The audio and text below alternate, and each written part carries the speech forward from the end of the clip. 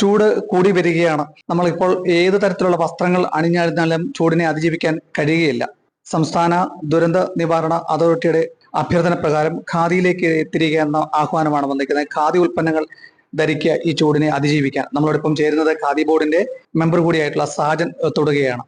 എങ്ങനെയാണ് ആ മെമ്പറെ ഇപ്പോൾ ഖാദിയുടെ ഈ പ്രചരണം, ഈ ചൂട് ഖാദി നമുക്കറിയാം, നമ്മുടെ സംസ്ഥാനത്ത് ആകമാനം എല്ലാ സ്ഥലങ്ങളിലും ഖാദിയുടെ ഷോറൂമുകളിൽ മെയ് 1-ാം തീയതി മുതൽ മെയ് അവസാനം വരെ നമുക്ക് 30% റിബേറ്റിൽ നമ്മൾ ഖാദി വസ്ത്രങ്ങൾ കൊടുക്കുകയാണ്. നമ്മുടെ ഖാദി ഇപ്പം തന്നെ സാർ പറഞ്ഞ പോലെ നമ്മുടെ ദുരന്ത നിവാരണ അതോറിറ്റി പരുത്തി വസ്ത്രം, അതായത് ഖാദി ധരിച്ചെങ്കിൽ മാത്രമേ ഈ ചൂടിനെ പ്രതിരോധിക്കുവാനും സൂര്യതാപം പോലെയുള്ള വലിയ അപകടങ്ങളിൽ നിന്ന് രക്ഷിക്കാൻ ഖാദി വസ്ത്രങ്ങൾക്ക് മാത്രമേ സാധിക്കുകയുള്ളൂ എന്ന് അവർ കണ്ടുപിടിച്ചിട്ടുണ്ട്. അതുകൊണ്ടാണ് ജനങ്ങളുടെ അഭ്യർത്ഥന മാനിച്ചും നമ്മൾ സാധാരണ ഓണം, വിഷു, ക്രിസ്മസ് പോലെ നമ്മുടെ വിശേഷ ദിവസങ്ങളിൽ മാത്രമാണ് സാധാരണ കൊടുത്തുകൊണ്ടിരുന്നത്. അപ്പം അത് മാറി നമ്മൾ ഈ അഭ്യർത്ഥന മാനിച്ചുകൊണ്ട് മെയ് 1-ാം തീയതി മുതൽ നമ്മൾ 30% റിബേറ്റിൽ വസ്ത്രങ്ങൾ കൊടുക്കുകയാണ്. നമുക്കറിയാം, വസ്ത്രം പൂർണ്ണമായിട്ടും കൈകൊണ്ട് നെയ്തുണ്ടാക്കുന്ന വസ്ത്രമാണ് ഖാദി വസ്ത്രങ്ങൾ. ഖാദി വസ്ത്രം എന്ന് പറയുമ്പോൾ നമുക്കറിയാം ഗാന്ധിജിയുടെ സ്വദേശി വസ്ത്രമാണ്. ആ വസ്ത്രത്തെ ഇന്ന് ഇന്ത്യ സർക്കാരും സംസ്ഥാന കേരള സർക്കാരും വളരെയധികം പ്രോത്സാഹിപ്പിച്ചിട്ടുണ്ട്. അതുകൊണ്ടാണ് ഇന്ന് 15,000-ൽ പരം തൊഴിലാളികൾ ഈ മേഖലയിൽ പണിയെടുക്കുന്നുണ്ട്. തീർച്ചയായിട്ടും അവരുടെയൊക്കെ കഠിനാധ്വാനമാണ് ഇന്ന് ഈ ഖാദി മേഖല ഇതുപോലെ നിൽക്കുന്നത്.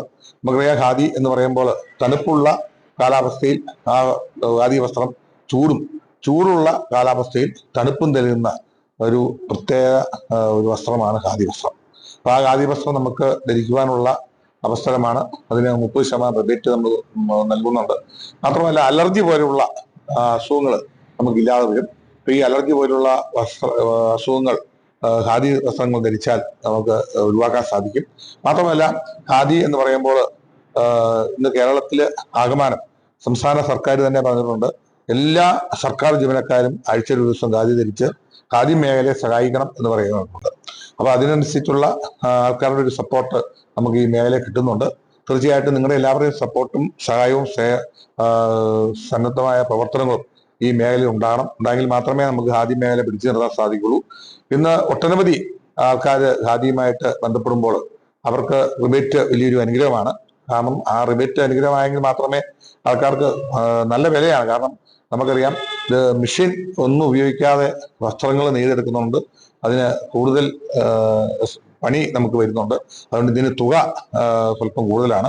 അതുകൊണ്ടാണ് 30% റിബേറ്റ് ഇട്ട് കൊടുത്തുകൊണ്ട് സാധാരണക്കാർക്കും എല്ലാവർക്കും ഉപയോഗിക്കാവുന്ന രീതിയിലേക്ക് നമ്മൾ ഗവൺമെന്റ് ഖാദി മേഖല കൊടുത്തിരിക്കുന്നത്. ഇത് പത്തനംതിട്ട ജില്ലയിലെ ഏതൊക്കെ ഷോറൂമുകളിലാണ്? പത്തനംതിട്ട ജില്ലയിൽ നമുക്ക് 4 ഷോറൂമുകളാണ് ഉള്ളത്. ഒന്ന് ഖാദി ഗ്രാമ സൗഭാഗ്യ ഇലന്തൂര്, ഖാദി ഗ്രാമ സൗഭാഗ്യ പത്തനംതിട്ട, ഖാദി ഗ്രാമ സൗഭാഗ്യ റാന്നി, ഖാദി ഗ്രാമ സൗഭാഗ്യ അടൂര്. ഇതാണ് നമ്മുടെ ഔദ്യോഗികമായ കട. ഇതിന്റെ പേര് പല പേരിലും ആൾക്കാർ ഖാദി വസ്ത്രം എന്ന് പറഞ്ഞ് നടത്തുന്നുണ്ട്. പക്ഷെ ഇതാണ് ഗവൺമെന്റിന്റെ, കേരള സർക്കാരിന്റെ സ്വന്തമായ ഖാദി ഉള്ള സ്ഥലം ഇത് മാത്രമേ ഉള്ളൂ. ഈ വസ്ത്രത്തോടൊപ്പം തന്നെ മറ്റുള്ള ഉൽപ്പന്നങ്ങൾ ഏതൊക്കെയാണ്? നമുക്ക് ഈ വസ്ത്രത്തോടൊപ്പം തന്നെ നമ്മൾ ഉണ്ടാക്കുന്ന സോപ്പുണ്ട്.